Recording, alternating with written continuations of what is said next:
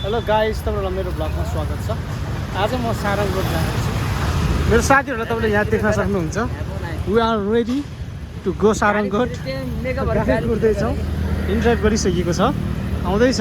अब केही समयमा हामी लाग्नेछौँ। ट्याक्सी चाहिँ यही हो, अब यसमा चढेर हामी सारङगढ जानेछौँ। कोही केटाहरू हेरेर त यहाँ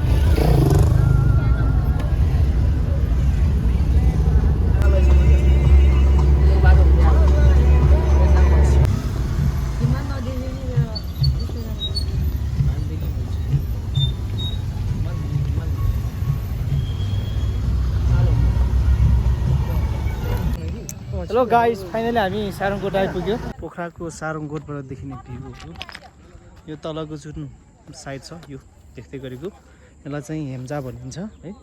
अनि यता साइडबाट पर्स्याङ के भन्ने नाम रहेछ, मलाई पनि त्यति राम्रोसँग थाहा भएन। मलाई थाहा भएअनुसार चाहिँ यो एरियालाई चाहिँ हेम्जा भनिन्छ अरे।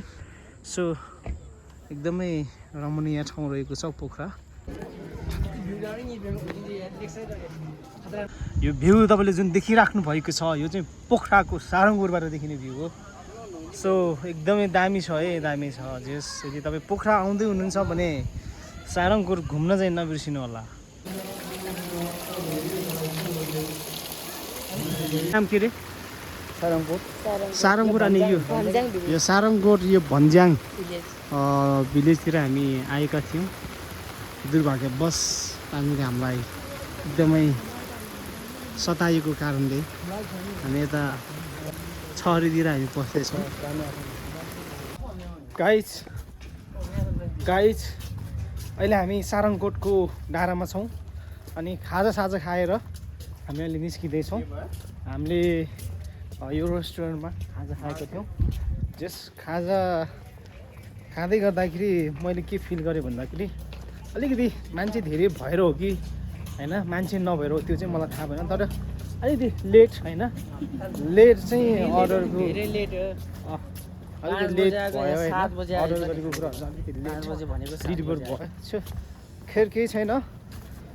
अब यस्तै हो, हामी घरतिर लाग्दैछौँ। रात पनि परिसक्यो, उता जुन पनि लागिसक्यो। माथि तपाईँले देख्न सक्नुहुन्छ। र यता जुन भन्दा कम छैन, मान्छेहरूलाई पनि तपाईँले देख्न सक्नुहुन्छ। यो ठाउँको नाम चाहिँ भन्ज्याङ भिलेज है।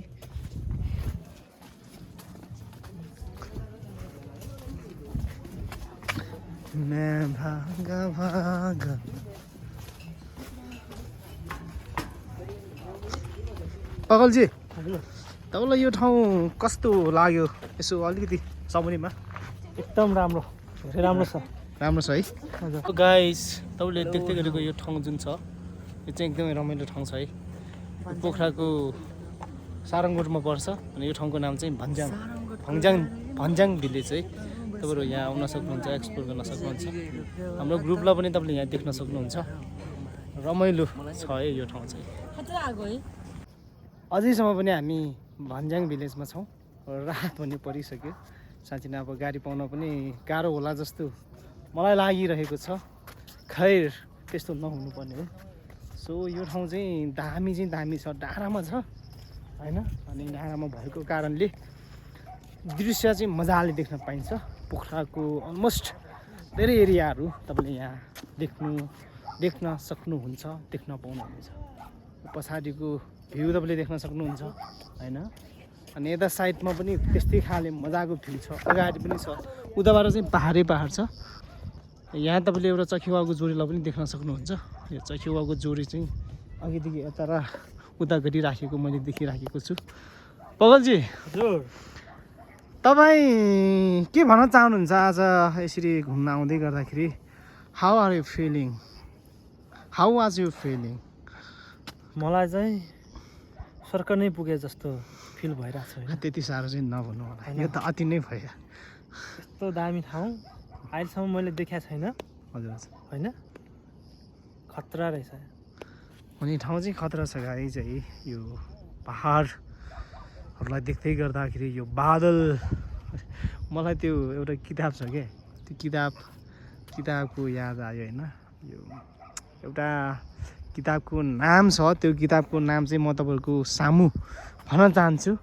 त्यो किताबको नाम चाहिँ निलो प्रेम हो र त्यो किताबमा चाहिँ वर्षा र आकाश केसीको लभ स्टोरी हुन्छ। अनि यो बादल हुन्छ नि, बादल र आकाशको छुट्टै कहानी छ। त्यो चाहिँ बुकबाट पढेर तपाईँहरूले आनन्द लिनुहोला भनेर पनि भन्न चाहन्छु।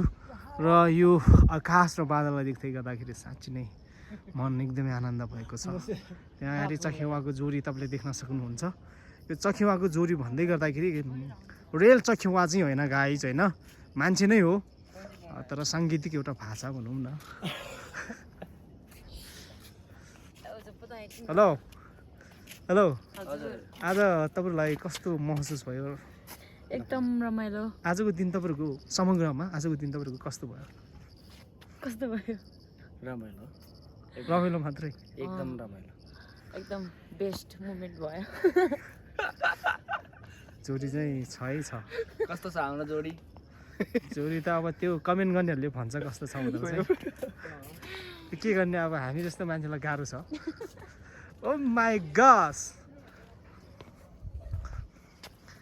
जाउँ पगलजी, के गर्नु अब जानै पर्यो। हो,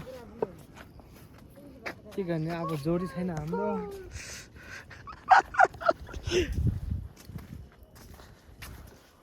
गाह्रो छ पगलजी र मलाई। आयो ल्या चाहिँ गाँदैन, भबल लाग्थ्यो यसरी भबल लाग्थ्यो यार। बेलुका बेलुका आएर चाहिँ मलाई यो ठाउँ मन पार्न थाल्यो कि। अब दिउँसोतिर खासै त्यस्तो दामी चाहिँ लागिरहेको थिएन, पानी पनि परेर होला सायद। बेलुका आयो न, रात चाहिँ कस्तो यार दामी लागेर आयो होइन। यो चाहिँ पोखराको भ्यू हो, तपाईँले हेर्न सक्नुहुन्छ। जस केही हदसम्म दामी नै देखिरहेछ होइन। बबाल छ है। मेन रोड हो। यो चाहिँ सारङ्गरबाट देखिने पोखराको भ्यू हो। कासमा दिउँसोभन्दा बेलुका राम्रो रहेछ नि त। हो, दिउँसोभन्दा चाहिँ बेलुका दामी लाग्यो गाइस होइन। सिनको लागि चाहिँ जस बेलुकाको समय नै बबाल लाग्यो। जुन पनि लागिराखेको छ होइन, बबाल छ आजको दिन। जस यति भन्दै आजको भ्लगलाई पनि म यही अन्त गर्न चाहन्छु। सबैलाई बाइ बाइ।